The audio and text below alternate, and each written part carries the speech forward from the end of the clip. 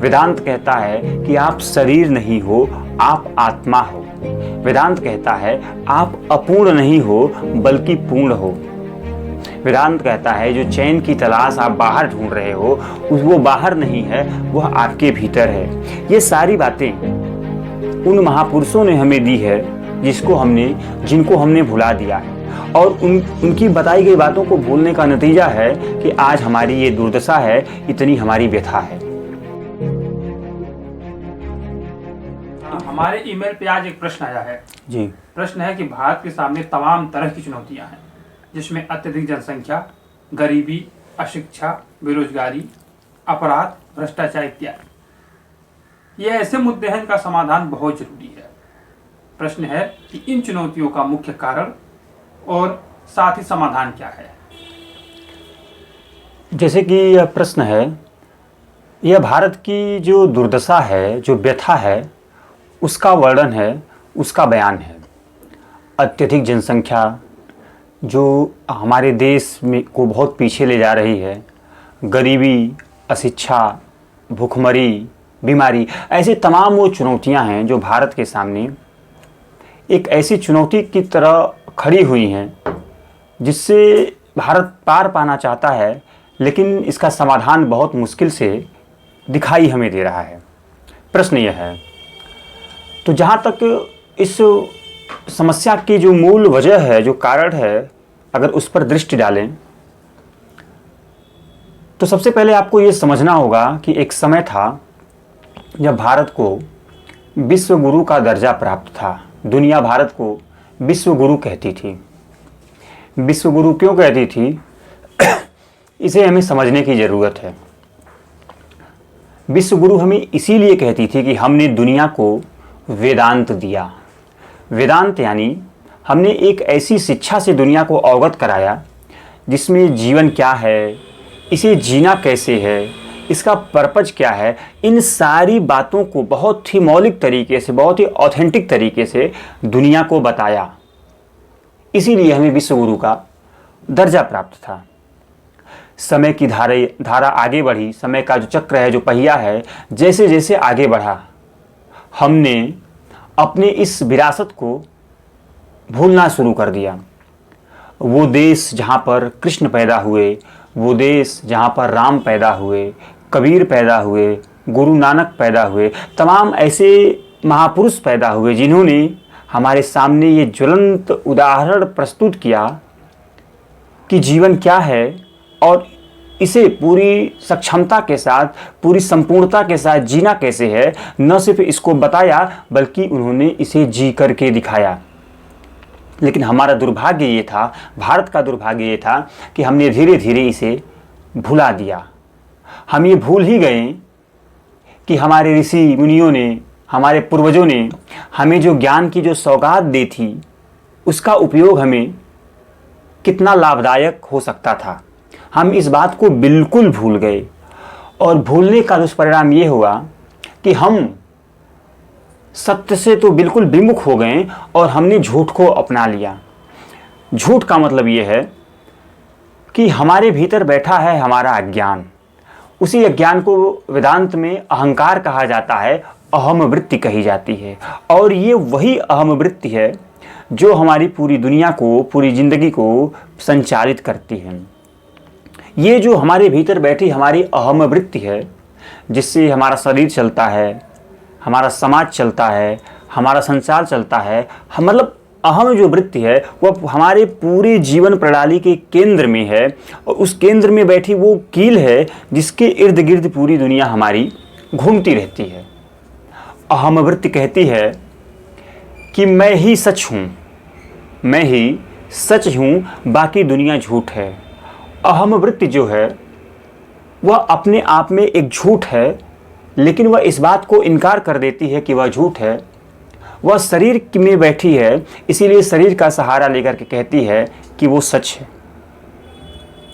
हमने अहम वृत्ति से संचालित होकर के अपने पूरे जीवन को उसी ढर्रे पर चलाना शुरू किया जिसकी बुनियाद ही झूठ पर आधारित थी। इसीलिए भारत के सामने इतनी बड़ी समस्याएं, इतनी दुर्दशा भारत की हो गई। अब सवाल ये है कि आखिर ये ऐसी हुई क्यों और इसका समाधान क्या है।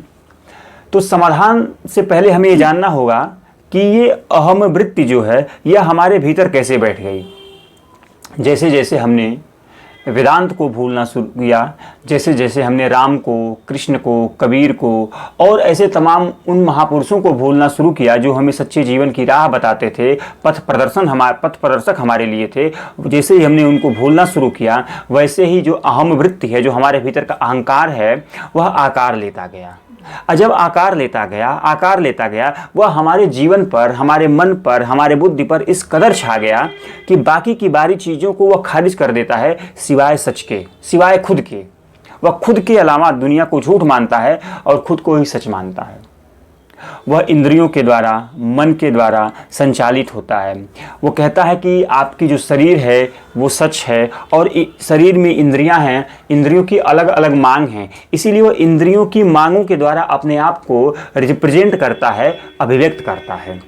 तो हमारी जो सबसे बड़ी समस्या है वो ये है कि हम अहम वृत्ति से संचालित होते हैं। हम देखते हैं कि दुनिया में, समाज में क्या हो रहा है, हम ये बिना जाने कि जो दुनिया में हो रहा है वो हमारे लिए ज़रूरी है भी कि नहीं है, हम उसकी सच्चाई को बिना जाने हम उसको स्वीकार कर लेते हैं और यही हमारी पतन की मूल वजह है। वेदांत कहता है कि आप शरीर नहीं हो, आप आत्मा हो। वेदांत कहता है आप अपूर्ण नहीं हो बल्कि पूर्ण हो। वेदांत कहता है जो चैन की तलाश आप बाहर ढूंढ रहे हो वो बाहर नहीं है, वह आपके भीतर है। ये सारी बातें उन महापुरुषों ने हमें दी है जिनको हमने भुला दिया है और उनकी बताई गई बातों को भूलने का नतीजा है कि आज हमारी ये दुर्दशा है, इतनी हमारी व्यथा है। तो अब सवाल ये है कि इसका समाधान क्या है। समाधान सिर्फ और सिर्फ आत्मज्ञान है। आत्मज्ञान के अलावा ऐसा कोई भी विकल्प नहीं है, ऐसा कोई भी समाधान नहीं है जो भारत की स्थिति को, इस दुर्दशा को ठीक कर पाए, उसको सुधार की दिशा में आगे बढ़ा पाए। आत्मज्ञान के लिए क्या चाहिए? आत्मज्ञान के लिए आपको अध्यात्म का सहारा लेना पड़ेगा। अध्यात्म के लिए आपको वेदांत की तरफ एक बार फिर से मुड़ना पड़ेगा, श्री कृष्ण की तरफ मुड़ना पड़ेगा, राम की तरफ मुड़ना पड़ेगा, कबीर की तरफ मुड़ना पड़ेगा। ऐसे उन सभी महापुरुषों को पढ़ना पड़ेगा, याद करना पड़ेगा, समझना पड़ेगा, जो हमें जीवन की शिक्षा देते हैं, जीवन जीने की कला बताते हैं। वेदांत के अंतर्गत आपको उपनिषदों का अध्ययन करना होता है। वेदांत के अंतर्गत आपको श्रीमद् भगवद गीता का अध्ययन करना होता है। वेदांत के अंतर्गत आपको ब्रह्मसूत्र का अध्ययन करना होता है और ऐसे तमाम ग्रंथों का अध्ययन करना होता है जो आपको जीवन की सीख देते हैं कि सच्चा जीवन है क्या।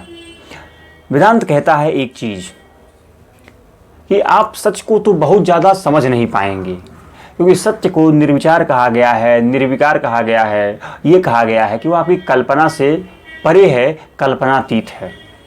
तो वेदांत कहता है कि सच तो आपको इतनी जल्दी समझ में आएगा नहीं, तो फिर आप क्या करेंगे? आपको करना यह है कि आपको अपनी पूरी ज़िंदगी को ऑब्जर्व करना है, उसका अवलोकन करना है और ये देखना है कि आपकी ज़िंदगी में वो कौन सी चीज़ें हैं जो आपको बेचैन करती हैं, परेशान करती हैं। आप पाएंगे, जब इसका बारीकी से विश्लेषण करेंगे तो आप पाएंगे कि आपकी ज़िंदगी में जितनी भी झूठी चीज़ें हैं वो सब की सब आपको बेचैन करने की वजह हैं, परेशान करने की वजह से है। वेदांत इन्हीं को काटते रहने की बात करता है। यानी कि वेदांत कहता है कि आप सच को तो इतनी जल्दी पाएंगे नहीं, लेकिन आप झूठ को पा सकते हैं, क्योंकि झूठ आपको तुरंत दिखाई दे जाता है। तो आपकी ज़िंदगी में जितनी भी झूठ है उसको आप काटते चलिए और एक दिन आएगा आपकी ज़िंदगी से झूठ गायब हो जाएगा, जो बच जाएगा वही सच होगा। वेदांत सच के बारे में कहता है कि सत्य ही ब्रह्म है, सत्य ही बोध है, सत्य ही कृष्ण है और सत्य ही ईश्वर है। तो आपकी ज़िंदगी में जैसे ही सच्चाई का प्रकाश आएगा, आपकी ज़िंदगी में जैसे ही सच्चाई की जो ज्वाला जलेगी, आपके अंदर एक प्रकाश आ जाएगा, एक चमक उठ जाएगी और वो जो चमक होगी सच्चाई की, वही आपको आपके विकारों से आप दूर ले जा करके आपको सच्चाई की राह पर, आपको ऊंचा जीवन जीने की राह पर अग्रसर करेगी।